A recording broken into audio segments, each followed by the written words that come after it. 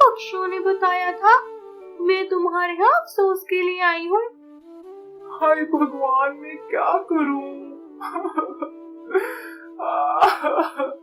मेरी खोटी किस्मत, मैं ये देखने से पहले मर क्यों नहीं गया? नीलो की जगह मैं क्यों नहीं मर गया? नीलो तो बहुत अच्छी थी। वो तो घर का काम भी करती थी और भोजन भी लाकर मुझे देती थी। कालू भाई, ये रोना धोना छोड़ दो और अब हमें बताओ कि क्या हुआ था नीलो को? बेचारी बहुत अच्छी थी, तुम्हारे समझाते समझाते ये दुनिया से चली गई, लेकिन तुम्हें बुद्धि फिर भी नहीं आई। हाय कबूतर, हाय, तुम्हें क्या बताऊं? बेचारी मेरे लिए चाय बना रही थी कि एकदम सिलेंडर फट गया, जिसके कारण नीलो ना रही इस दुनिया में। कालू भाई, सब्र करो। होना तो वो ही होता है जो भगवान को मंजूर होता है।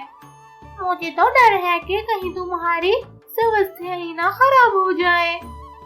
पक्षी इस तरह से ही कालू के पास नीलो के अफसोस के लिए आ रहे थे और अपने अपने विचार दे रहे थे। सभी पक्षी नीलो को अच्छे अच्छे शब्दों में याद कर रहे थे। सारा दिन पक्षियों की भीड़ रही और जैसे ही रात का समय आया, सब पक्षी घर को चले गए। कालू भी अपने बिस्तर पर लेट गया और सोचने लगा, ये नीलो कितनी अच्छी थी ना, इसलिए सब इसको याद करके रो रहे थे। मुझे समझाते समझाते इस दुनिया से चली गई, लेकिन मैं फिर भी ना सुधरा। लेकिन अब मुझे अच्छा बनना होगा ताकि मेरे पिछले सारे पाप धुल जाएं। कालू ये सोचता सोचता सो जाता है और अपने आप से पक्का प्रॉमिस करता है कि आज के बाद तमाम चोरियां और बुरे काम छोड़ देगा और अच्छा पक्षी बनकर समाज की सेवा करेगा, मेहनत से रोजी रोटी कमाएगा। अगली सुबह जब नए दिन का आगाज होता है तो कालू जिंदगी में पहली बार सुबह सवेरे उठता है। कालू अभी काम धंधे के बारे में सोच ही रहा होता है कि कबूतर आ जाता है।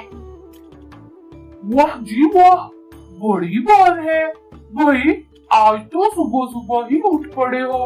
मुझे लगता है कि सूरज मगरिब से निकला है। बस कबूतर, अब मैं बदल चुका हूँ।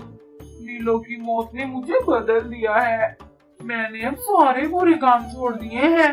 तुम भी अब छोड़ दो सारे बुरे काम। तुम्हारा मजाक मेरे दिल को लगा है। अच्छा, बेकार की बातें छोड़ो, काम की बात करते हैं।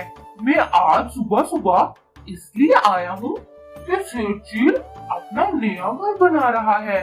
उसका पुराना घर खाली ही रहता है सारा दिन और उसके घर में सोना और चांदी भी बहुत है। चलो जल्दी करो, उसके घर डाका डालने चलते हैं। कबूतर, मैंने तुम्हें कहा भी है, मैंने बुरे काम छोड़ दिए हैं। तुम्हें समझ नहीं आई? और खबरदार, आज के बाद मेरे घर ना आना। मैं बुरे दोस्त भी नहीं रखना चाहता। अबे बकवास बंद कर। खबरदार, तुमने मुझसे ऐसी बदतमीजी से बात की। जा रहा हूँ तुम्हारे घर से, लेकिन एक बात याद रखना कि शरीफ आदमी की इस दुनिया में कोई इज्जत नहीं करता। चल चल, यहाँ से निकल जा, आया बड़ा भाषण देने वाला। कबूतर वहाँ से निराश होकर चला जाता है। उधर कालू भी काम तलाश करने के लिए निकल पड़ता है और काम तलाश करते करते सेठ चील के पास पहुँच जाता है। सेठ चील, प्लीज मुझे काम पे रख ले।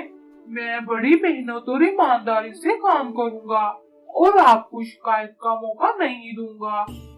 ओ कालू, कुलूटे कौवे, मेरी क्या अकल घास चरने गई है कि मैं तुम्हें काम पे रख लूं?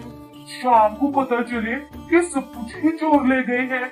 चलो चलो, दफा हो जाओ यहाँ से, इससे पहले कि मैं तुम्हें धक्के देकर यहाँ से निकालूं। नहीं नहीं चील जी, मैं अब बदल गया हूँ।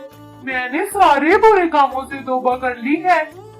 कालू की बातों पर सेठ चील बिल्कुल भी विश्वास नहीं करता और कालू को वहाँ से जाने के लिए बोल देता है।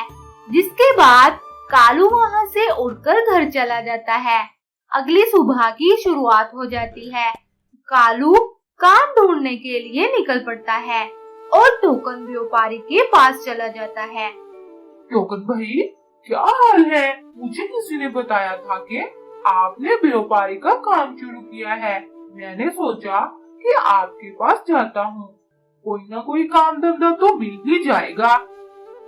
कालू, बात सीधी करो ना, क्यों ना तुम्हें मुफ्त का भोजन चाहिए और काम का बहाना लगाकर मुझे चूना लगाना चाहते हो?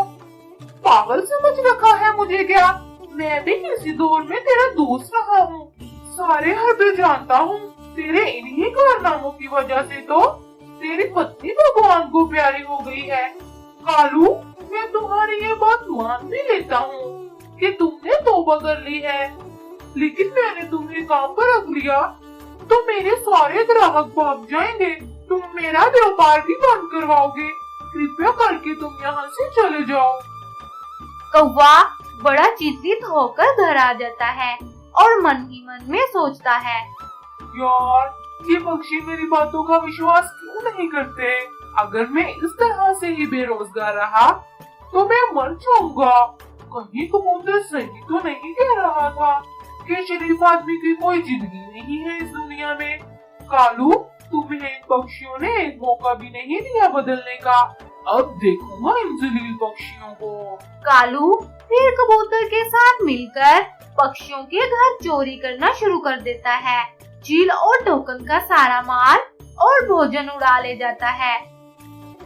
हाँ कालू, मैं ना कहता था कि इस जहान में शरीफ पक्षी को कोई हाल नहीं। आज की इस कहानी से ये शिक्षा मिलती है कि हमें समाज के किसी भी शख्स को बदलने का मौका तो देना चाहिए ताकि वो भी समाज और मुल्क के लिए अच्छे काम कर सके।